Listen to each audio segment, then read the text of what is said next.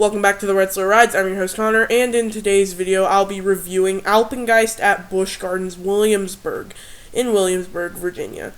This is a super fun B&M inverted coaster built back in 1997 by Busch Gardens Williamsburg. And here are a few quick statistics for the ride. It is 3,828 feet long. It is 195 feet tall. It is 67 miles per hour, and it has 6 inversions: an Immelman, a vertical loop, a Cobra roll, a zero-G roll, and a corkscrew. And without further ado, we're going to go ahead and hop into the layout of Alpengeist. Your ride experience on Alpengeist begins with the hike up the 195-foot tall lift hill. And once you're at the top, you go into the old-fashioned, beautiful B&M pre-drop, quickly diving down into a swooping right-hand drop, going under itself up into a massive Immelman loop, flying back down into a trench, coming straight back up into a massive vertical loop, flying down through a shed into the insanely snappy Cobra roll, whipping around one side, whipping around the other, back down over the water, and up into a right-hand turn, followed by a quick left-hand turn, and then into the mid-course brake run you go, which slows you down a lot. Falling down into a shed, you hit the zero-G roll right after, diving right through into some snow, and then up into the final inversion of the ride, which is a corkscrew, going to the right in an upper right-hand helix, and swerving back down to the left a little bit, falling into the brake run of Alpengeist.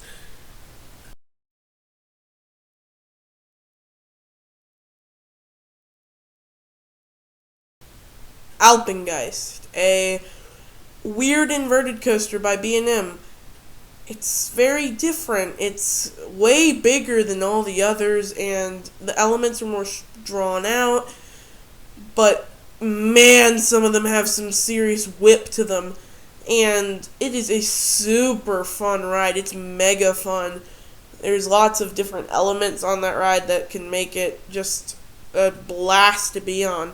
There's just some moments where you have to brace for impact. There's some moments that try to detach your skull from your neck. I'm looking at the mid-course brake run that tries to slam you up against your restraint at Mach 5. So, what if the mid-course brake run wasn't on? What if you magically flew through the second half of the layout? Well, I have my friend Ben, who got a special experience on Alpengeist, where he flew through the second half without a mid-course. So, Ben, take it away. Yes, so the mid-course brakes, I guess, just decided not to show up that day. They were just not turned on. Like, it was crazy. And so that meant I flew through the second half on the, I think I got a back row ride, so it made it even better. And it had lots of whip to it the second half. The inversions were really strong. It was intense, and I loved it so much. That ride was just so great. Thank you, Ben. It sounds like a very different experience. I can imagine corkscrew completely whipping you through like Afterburn does on its corkscrew, and the zero-G roll kind of runs slow. But if you have no trim brakes, then the zero-G roll goes flying. Thank you, Ben, very much for that. Yeah, it was a pleasure to be here with you. Thank you. Alpengeist is a phenomenal ride overall. The system on this ride is very easy to comprehend. There are bins on the ride platform. You put your stuff in the bin, and then you get on the ride. There's no lockers needed. If they really wanted to do lockers, they could, but I don't think that would be the right move with Alpengeist and Busch Gardens in general. I don't like lockers. No one likes lockers. unless you don't mind paying $2 for a locker every single time you want to ride a roller coaster, which I mind that. So I'd rather just hide my stuff in a bush and then ride just with my stuff in a bush. But Alpengeist, some of the elements on this ride are insanely whippy. The Cobra Roll completely destroys your back and your legs because of how much whip you can get on that Cobra Roll.